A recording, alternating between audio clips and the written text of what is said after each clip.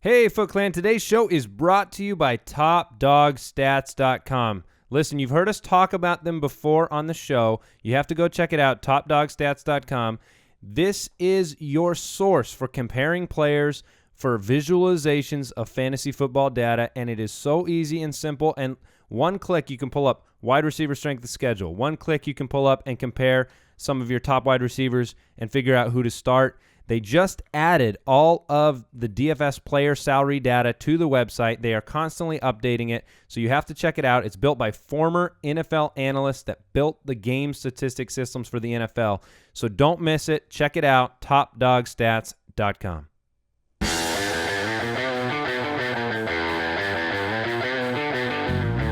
Welcome to the Fantasy Footballers Podcast with your hosts, Andy Holloway, Jason Moore, and Mike Wright. Happy Tuesday, everybody. We're back again. I think we're back.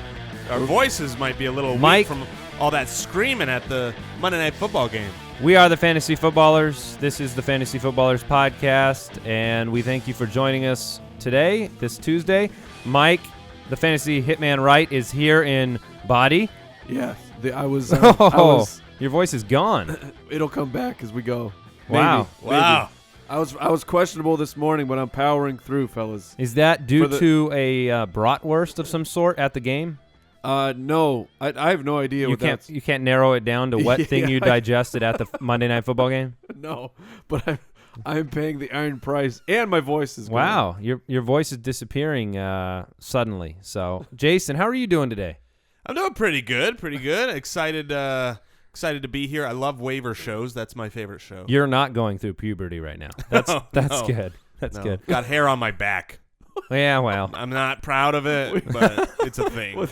It's like, what's the goal? Coming out of puberty. What? Kind of like the opposite, where you're like the hair is just growing in places where it's not supposed to grow. Yeah. I don't know. That's like pre-40s or something. I don't know what that is. We've got a good show for you today. This is our waiver wire show, so we're going to break down everything you need to know about which guys to grab off your waiver wire.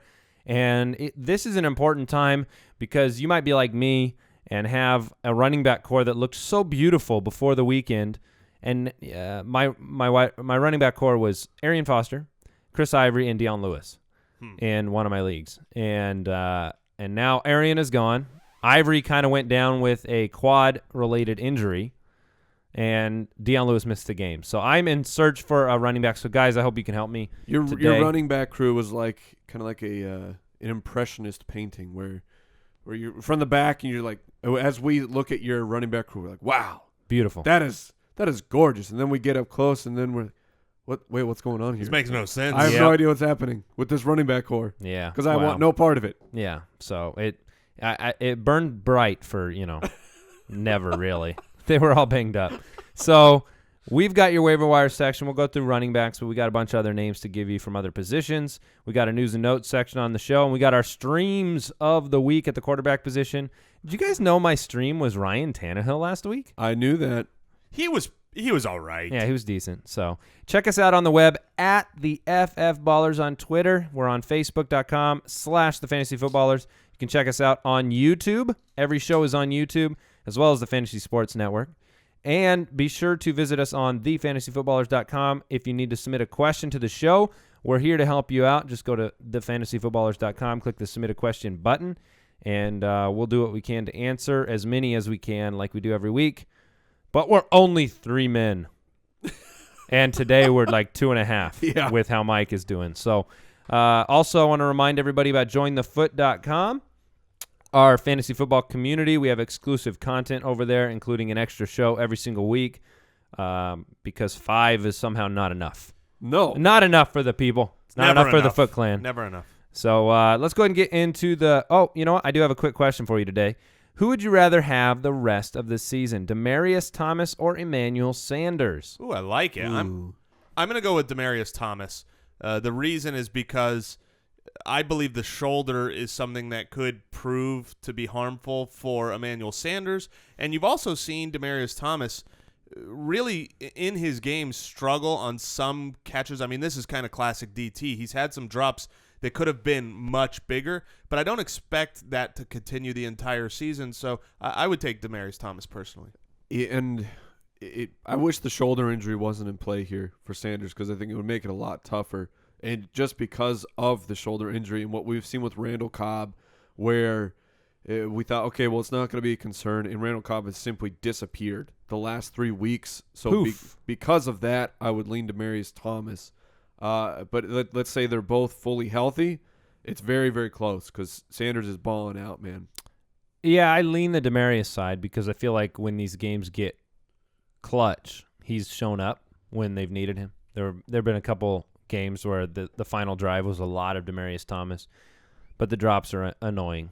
I'll give you that. and Peyton Manning's play is annoying. So, I lean that way, but it's close, like you said. So let's go ahead and get into the news and notes before our waivers section. News and notes from around the league. All right, there was big news in Detroit because they fired their offensive coordinator, everybody's favorite friend, Joe Lombardi. So he goes the way of Joe Philbin. Because if your name is Joe, you're out of here. You got to go. You got to go if your name's Joe. Matthew Stafford's x-rays came back negative. Stafford was on a short list of streamable candidates for me this week. So the change in offensive coordinator is exciting to me. They need to put him in a position to drive the ball downfield to Calvin Johnson, Golden Tate, and make more of their weapons. They need to get the ball in Calvin's hands because we saw he opened up the game with a huge catch, then a touchdown, and then after that I think he saw about 4 targets or so. That was just the finishing touches on Lombardi's It was the coaching scheme and the offensive play calling was not being imaginative or creative enough to just create a touch for Calvin Johnson. I mean, get him in a situation where you can actually throw in the ball. And we love those deep shots, which was missing from the Detroit game and earlier in the year. But because the offensive line and the run game has created a system where they can't hold the ball more than 2 seconds. Yeah, the offensive line coaches were also let go. And I think a big part of this is the fact that the running game hasn't been able to work at all. The play calling, it's similar to me of what we saw in Miami before Joe Philbin got fired. So I'm curious to see not so much the changes in the passing game, but I'm curious to see what the changes are in the running game. It makes me tempted to do something ugly. The unthinkable? Do something unthinkable, which is really kind of hold on to or maybe acquire in a package deal or something or pick up off of waivers either Amir Abdullah or Joique Bell. Oh, just Joique Bell's on waivers. I know. Actually, Joique Bell is not on waivers. On your team. No, he's not on waivers compared to a lot of guys. Really? Yeah, he's in the high 30s of ownership percentage. Oh, well. Wow. Yeah, but you look at these other options. I'm just telling you, people are getting on the train. They could change things and they could try and go to a workhorse role for Joique Bell. We'll see. Did you know that Golden Tate is getting 9 targets a game right now? Oh yeah. Why did he catch 2 for 14? That's my point. Is like where it sounds like he's been that way all year. Big Ben is expected to start in Week 8 against the Bengals. We'll have more follow-up on that, especially on the Mailbag Show, because people are going to have start-sit questions. Oh, I got Big Ben back, but he's playing the Bengals. Tampa Bay Buccaneers wide receiver Dante Dye will slide into the number 3 role because Louis Murphy's out. I don't care at all. Hey. I don't care. Yeah, I care for that fantasy we don't care. Well, that's all I meant. I care that Louis. Cold-hearted snake. No, Louis Murphy goes out once a year, every year. Eyes. No, he really does. He's had potential since the Oakland days, but he's out every single year. Yeah. He's got just that, I don't know, problem with staying healthy. Arian Foster body. Chris Ivory is dealing with tightness in the quadricep muscle. Well, that's because it is a Tuesday. Yeah, well, that his production in fantasy was pretty incredible last week, considering he was on the field for half the snaps and was not himself. So, hey, this is big news. Devontae Adams is going to play in Week 8, and he is practicing, and that means what exactly for fantasy owners? You grab him immediately. Well, you're not going to be able to grab him, right? He's not on waivers. I'm sure he's on the waivers in some leagues. I'm just saying if he's there, grab him. I like Adams. I feel like the team has really missed. They need him. His presence on the field. I think he slides right back in to an every down No, role. you're right. I mean, he's 50-50 ownership percentage. Here's one of the your first waiver wire pickup right now. He has a really, really good playoff schedule, and I think he's going to be a guy you want on your team. But the next 2 weeks, really tough for him. He comes out of the bye, right, against Denver, which is terrible, and then goes to Carolina. Yeah. So in a couple weeks, I think he's going to He might be a buy low then, because And- somebody's going to snag him off waivers, and then they're going to sit on some bad numbers for a couple weeks. next week. And I'd heard a stat from Pro Football Focus. The Packers are running 3 wide 95% of the time. That's a lot. So Devontae Adams is going to be an every down player as soon as he gets back in. Ryan Matthews suffered a groin injury in the Week 7 game. Believe it or not, he suffered it right before the 63-yard touchdown run. I wish I could run like that with a groin injury. I agree. I think he'll be okay. He's been battling some of that in practice. We'll see how the practice reports turn out. And Josh McCown is considered day-to-day, which could mean that Mr. Johnny Football gets an opportunity to Start against the Arizona Cardinals. My Arizona defense loves that. Yeah, exactly. So any impressions from the game last night real quick before we kind of move on to the waiver wire? Another classic Ravens mounting a comeback at the end just to fall short. I don't know what's going on with the Ravens. My main thought from the game was that it looked like Justin Forsett is one of their 2 weapons. That's it. And while the Arizona Cardinals kind of bottled them up as far as yardage goes, he is clearly a cog of that team. I'm very confident in Forsett the rest of the way. And Buck Allen looked pretty decent. And if as a Forsett owner, I've considered, well, do I drop Buck Allen at this point in the season? Nope. I'm not dropping him because I think if Forsett were to go down, that Buck Allen, he'd be a pretty good player. Buck Allen he's going to be in there just like Forsett is right now. Yeah. So before we get to the waiver wire section, the big the meat of the show today, I do want to once again bring up TopDogStats.com because we talked about them a while back, but they keep updating the site. It's great. Jason and I were on there a couple days ago just marveling at the amount of data that you can have access to and visualize on there. Really, really, really cool stuff. I do not personally do a trade without checking Top Dog Stats anymore. Yeah, that's exactly the type of thing that you need to know. And just being able to quickly glance and compare players, see things like the fact that Mr. Keenan Allen has one of the most beautiful schedules here on out in 1 second just by looking at the chart, comparing them to other guys. Super easy. And they are we know the guys over there, extremely credible website because these guys were NFL analysts that built the systems, the stat systems for the NFL GMs and coaching and scouting teams that they use today. And so they keep adding to it. Like I said, they added all the DFS like player salary data in there. So you can quickly glance and compare that, which is a super valuable tool for DFS players. You can create fantasy dashboards, basically. You create these dashboards of players with key charts in seconds. You don't need to worry about spreadsheets with numbers, all over the place that you can't diagnose. We don't have time for that, much less it's not valuable to you because you're spending forever trying to figure out what you're even looking at. So it's free. Yeah. Oh, this is completely free on every device. So clear, simple chart visualizations, and you can unlock, kind of these hidden gems among the players and the stats that are out there. So be sure to check it out, topdogstats.com. Give it a look today, and, you'll be happy you did. Yes, you will. You'll become a top dog. It's true. Bow wow. That cut's coming our way. All right, let's get into the waiver wire section. Put me in, coach.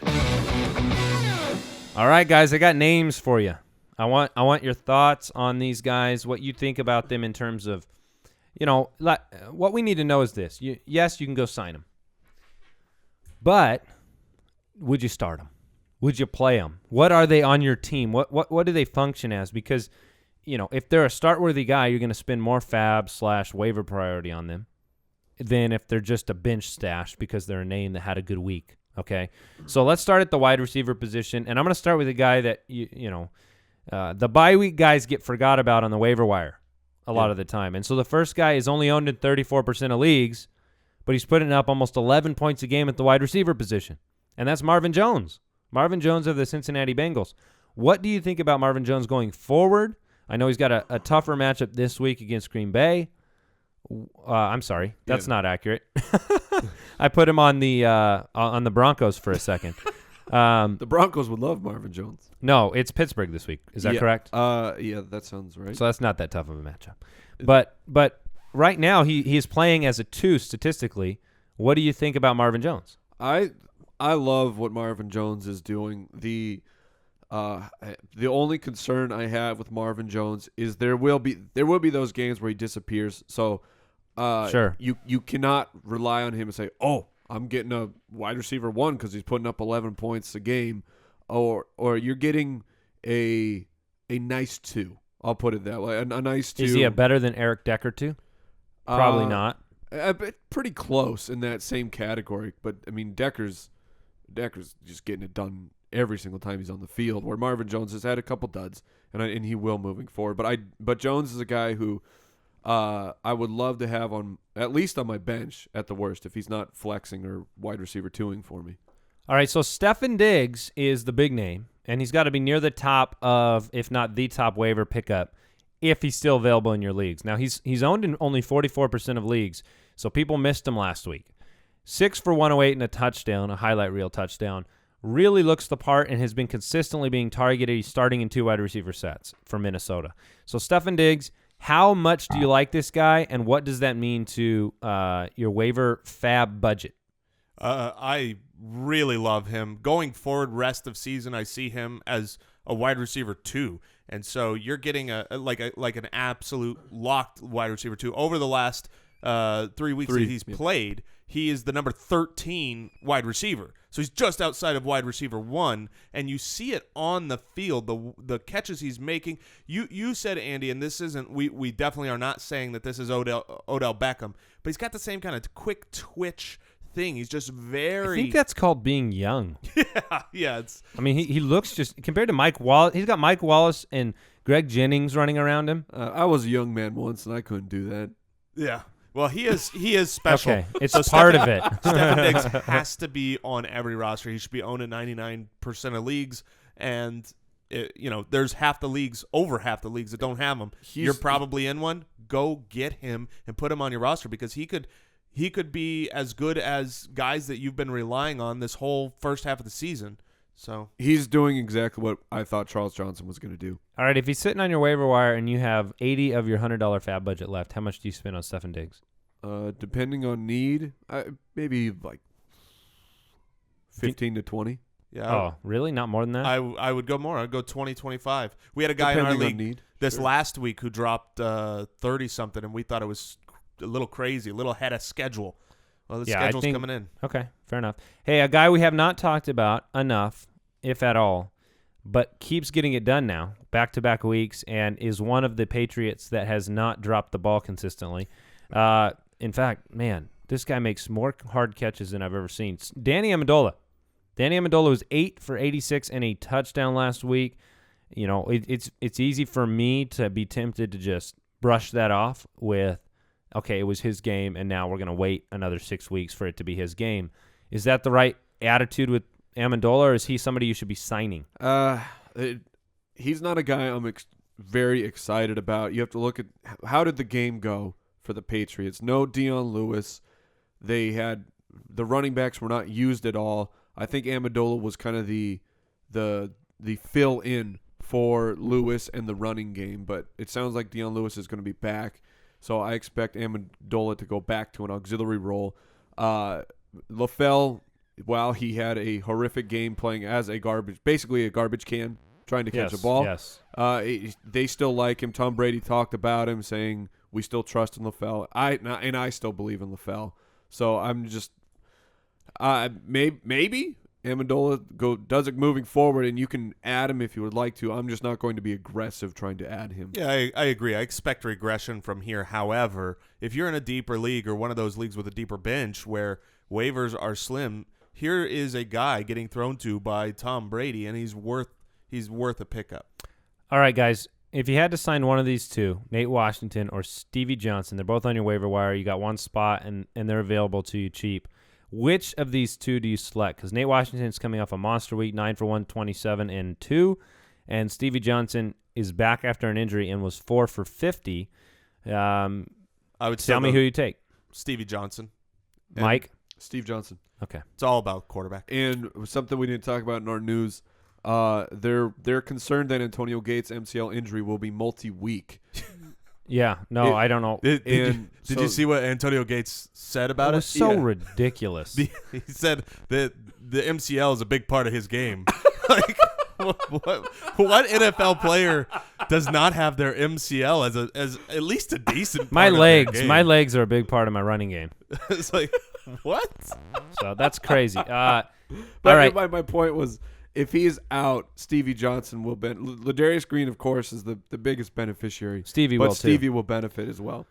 And if they have, another 39 minutes of garbage time, it's going to help too. My MCL. My MCL is a big part of my game. All right, running backs. Running back, the big number one signing that I think is on the top of everyone's list is the 43% owned Darren McFadden. Yeah. He was 29 for 152 and 1, so he'll kick off our running back discussions. I don't see any reason why he can't continue to do not this, but some pretty decent RB2 type production. Is that where you guys categorize him, Jason? I hate to let these come out of my mouth, but I love Darren McFadden right now. I believe he will take the I believe he will take over the primary running back role. He is also a good pass catcher, and you could see him in that position. There are two big reasons that if you want to stay away from Darren McFadden, then go right ahead and pat yourself on the back in doing so. They're huge warning signs. One is obviously his health and his injury history. He is about as reliable as, Arian Foster. And then the second is his upcoming schedule. While Randall is hurt, he's got to play Seattle and Philadelphia. Both Philly, I think, is not quite as bad. The line of Dallas should be able to open up holes for him against Philly, but Seattle's tough. So Seattle. Revenge game. Revenge game. Oh, my goodness. Oh my god. We have to put some auto robot thing that just deletes Kristen Michaels' name when said. Like it's an automatic bleep. That would be nice. Yeah. I agree though. Darren McFadden is the top running back waiver this week. We should make a rule that Mike cannot mention his name until he has 10 yards rushing. He had over 10 yards rushing last week. We just need in the 10 yards going forward from right now. But he had to. So every week, if he has 10 a week, I can talk about him on the show. Yeah, but you will have to put money in a tip jar. Yeah. Okay. Here's a guy who's way better than Christine Michael. Orleans Darkwa. Have you ever heard that name before? I heard it on the television. Because he's the set. running back for the New York Giants. He got more reps in practice leading up to the week. Ends up with 8 for 48 and a touchdown. And, it's early, but looks much faster than those other guys they got. Gross. Much quicker than the other guys they got. Are you spending fab dollars on him? I will spend 0 of my fab dollars on him because he is one of 7 running backs now. I am spending money on him. Really? Yes. I don't blame you. I'm spending money on him because I had Arian Foster, and I'm taking some shots, and I think Dark was a guy I'll take a shot on. I think the Giants are not, they're right in the race in the East, and they need to go with what works. And if Darkwa starts working, they'll just go with it. That's my perspective on him. I have not talked about replacing Arian Foster with Alfred Blue or Chris Polk yet because I'm not planning on spending any money on those. I might spend a small amount of fab, $5 on $10 max on Alfred Blue just because. But he's battling a toe injury. In the first 2 games without Foster, he had 6 fantasy points and 2 fantasy points. He only put up a big game when he got 31 totes, and then he was out again. So, to me, if you're in a PPR, Chris Polk's the guy you'd rather have. They've been beaten bad, and so if they're coming back in the passing game, Polk's out there most of the time. Yeah, I was gonna say Arian Foster. All of his damage was through the air. He wasn't running that great, and so Chris Polk might be the cheap. I mean, you should get him free. I doubt people are bidding on him. They might now. Yeah, they might now. I'm just saying, I'll put in a $0 bid on him and put him on my team for free, but I probably won't spend for him. All right, you guys play the guessing game with me. Who got 14 carries in New Orleans? Was it Mark Ingram? I think it was Mark Ingram. Yes. Was it C.J. Spiller? No. Who got 14 and 2 touchdowns? Oh, I know the 2 touchdown part for sure. Khiry Robinson. He's getting Now, he only ran action. for 28 yards with that 14 touches. But he's on this list because, nice 2-yard carry. That's very good. I mean, he got in the end zone. twice. What do you do with him? Do you sign him? Man, if you want to count Let me give you these 3 names. Khiry Robinson, Antonio Andrews of Tennessee, Joique Bell of Detroit. Put those guys in order of your waiver priority. My waiver priority for those guys right now would be Joique Bell, Antonio Andrews, Khiry Robinson. I would go Joique Bell, Robinson, Andrews. Yeah, I'd probably go Joique, Andrews, Robinson. Yep, I don't blame you.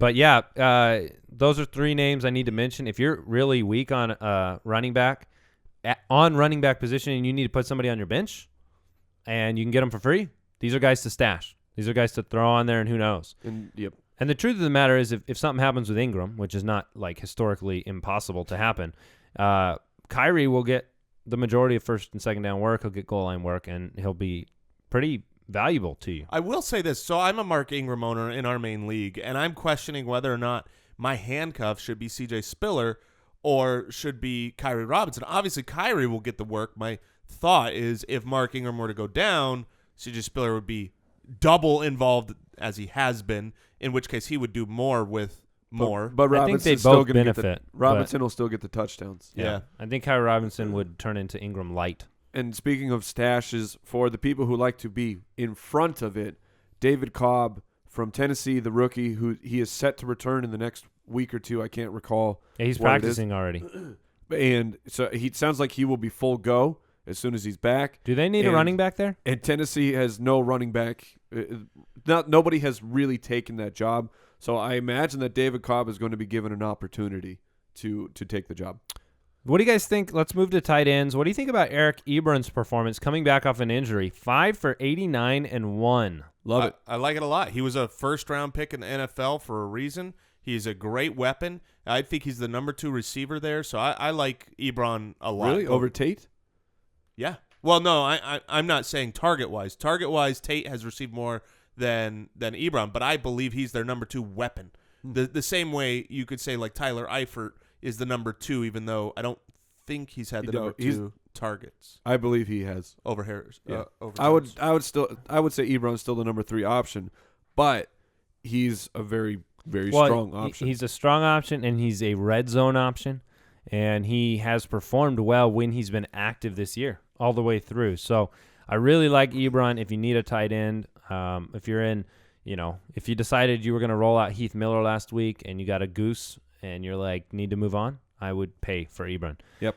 What about Clive Walford from Oakland? Now, he didn't do much in terms of targets and catches. He was 2 for 42. He did catch a touchdown, but the talent level of Walford is there. So does that mean anything going forward this year? I know that Oakland loves Walford. Believe it was Del Rio was talking him up, saying how he's a complete tight end. He's going to be a monster moving forward. I do not think it will be this year. That's the question, is will he kind of materialize this year? He's only got 5 catches on the entire season to this point. I would play him if they could play themselves. And if he could match up against the Raiders, I think Walford would be a really good option. In a mirror match. So in all of our fantasy football practice leagues. Yes, in your practice leagues, he's a beast. And Madden, get that Raider versus Raider action. Yeah. So, okay. So I just wanted to mention him because he's going to show up on everybody's, basically their, ESPN boards when you look at last week and how the production turned out and things like that. So let's talk quarterbacks. Is there anybody at the quarterback position that you're running to grab or sign? I mean, we're going to get into our streaming section momentarily, so we can kind of hold on to that if you want. But I don't see anyone who I think has turned into an every week starter. Okay, so let's the only guy that you might want to look at grabbing, if it more a long-term play, is Tyrod Taylor. The more he gets dropped and as he goes on by, you might want to stash him. Yep, that's a really good point because they're not getting it done there. They really could use Matt Castle. Whoops. Yeah, that's not true. Nobody's ever really said that. Defensively this week, if you need to sign somebody right now, I always think signing a defense on waiver day is the right move because you kind of beat people to the punch sometimes. They're paying attention to the Darren McFaddens. They're not paying attention to the defense for the upcoming week. They're probably owned, but the Rams are... just in case. The Rams are 30. They're going up against San Francisco at home. San Francisco gives up the absolute most points. And we don't have them on this list, but the Jets may be available in your league if they got dropped for the bye week. Yes, they and play then Oakland. People didn't want them to play them against the Patriots. Where, man, we are having some sweet tech glitches today. Yeah. We're powering through, people. Somebody's microphone needs to like disconnect and reconnect or something. Well, don't do that. It's going to pop real loud. Well, you But know. We're moving We'll on. survive. The Cardinals, like we talked about, might be playing against Johnny Manziel, or they're playing against McCown, who turns the ball over frequently as well. And if for any reason people dropped Denver because of the bye week, you have to pick them up. Oh, what? Yeah, that would be insane if somebody dropped Denver. It probably happened. Yeah, somewhere. Somewhere it has. Look on your league, because if so, that's... And obviously publicly shame that person. Okay, the Packers do face Denver. Do you like the Packers? Yeah. Okay, because Denver is turning the ball over. And then Seattle plays Dallas this week, so that's another great pickup. And What, make Seattle? sure... Huh? Yeah, I mean, What do you mean? I'm saying, I guess if Denver is available, then maybe Seattle's available. Oh, you're just saying because they're most likely not available. Yeah. They're a great play. Yeah, you're right. They're probably not available in many leagues. So let's go ahead and talk about quarterback streamers. Full stream ahead. All right, guys, who do you have for this week? Who do you like in terms of quarterbacks? I really disagree with Mike's, but Jason has his hand up. I just want to go backwards one step to you need to look on your waivers, because Brandon McManus has been dropped in 30% of leagues as a kicker, and because he was on bye. So that's another waiver option. Just click that little kicker tab and see if he's there. If he's there and you don't have Gostkowski, pick him up. yeah, that's fair. I have Ryan Fitzpatrick this week in my streaming. It was my streaming quarterback of the week. He faces Oakland. Oakland's 21st versus the pass.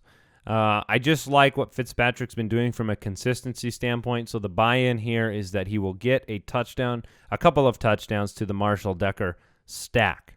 Do you guys like Fitzpatrick as a streaming option this week, or are you just kind of neutral on him? He was one of mine that I considered. Oakland seems like, I mean, if you take away the garbage time, Oakland was pretty good, but they did give it up late.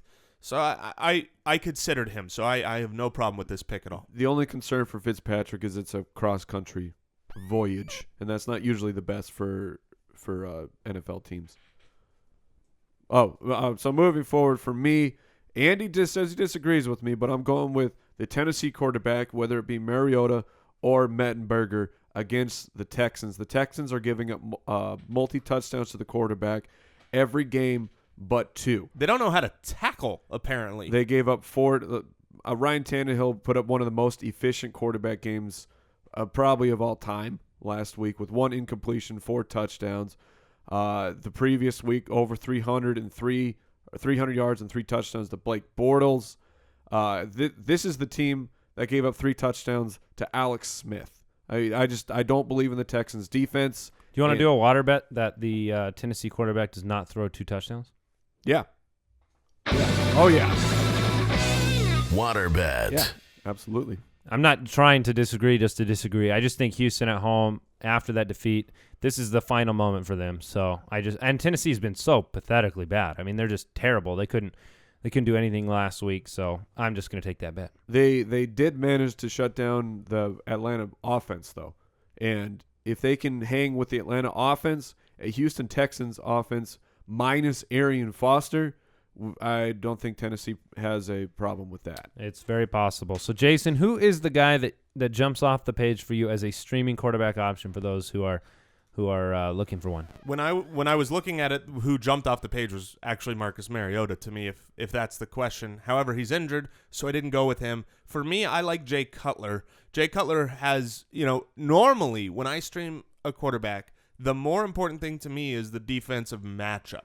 I like caring more about that than the quarterback. Obviously, the quarterback plays a role, but in this case, it's kind of the flip. Minnesota is not bad against the pass. No, they're pretty solid. Yeah, no, I know. But I think Jay Cutler is being underrated right now. He hasn't had Alshon for, the majority of the weeks this year. Last week, I think he put up over 350 yards. Alshon is back. This game is at home. So I just like the fact that you can get a talented quarterback who has the capabilities of putting up a lot of yards and throwing for touchdowns at home off of waivers. So I'm going cut it. Yeah, Jay Cutler, just so people, and this is our league scoring, so it might be a little bit different than yours. The last 3 weeks, 24 points, 24 points, 24 points. Jay Cutler, and just a reminder, it's because I don't know, I just have a soft spot in my heart for Jay Cutler. But last year was, for almost half the season, was one of a top 5 quarterback. So Are you the only person in the world that has a soft spot in their heart for Jay Cutler? Jay Cutler's mom loves him a lot. Not from what I've heard. Whoa! Say his wife? Jay Cutty's mom on blast. Jay Cutty's mom on blast. Wow, there he has a history of not cleaning his room. Let me just put it that way. I don't doubt that. It smells very much like cigarette smoke in Jay Cutler's room. Yeah, well, that's because Matty Snapback was over there and they were getting into trouble. This goes way back. That discussion goes way, way back. All right. Well, that on that horrible audio glitch, I think that signals the end of this episode of the Fantasy Footballers. Be sure to check us out tomorrow. We have a special guest joining us on the mailbag section of the show. Yeah, Mr. Christopher Harris. Christopher Harris of the Harris podcast. Yes, the Harris Football Podcast. Oh, I apologize. Yeah, great friend of the show. If you don't say the football part, no idea what that podcast is about. It could be about The Walking Dead, for all we know. Could be about hair, yeah. Or hairless. What if he was Christopher Hairless? Oh, because of his last name, you're making a joke. Yep. Oh, all right. Gotcha. Yeah, I should have hit that outro button earlier. All right. Thanks for listening. Check out jointhefoot.com and be sure to check out topdogstats.com for pretty much every statistical visualization you can find. They're great. And sorry about the digital farts. Goodbye. Thank you for listening to another edition of the Fantasy Footballers Podcast. Don't forget to visit us on the web at www.thefantasyfootballers.com and follow us on Twitter @TheFFBallers.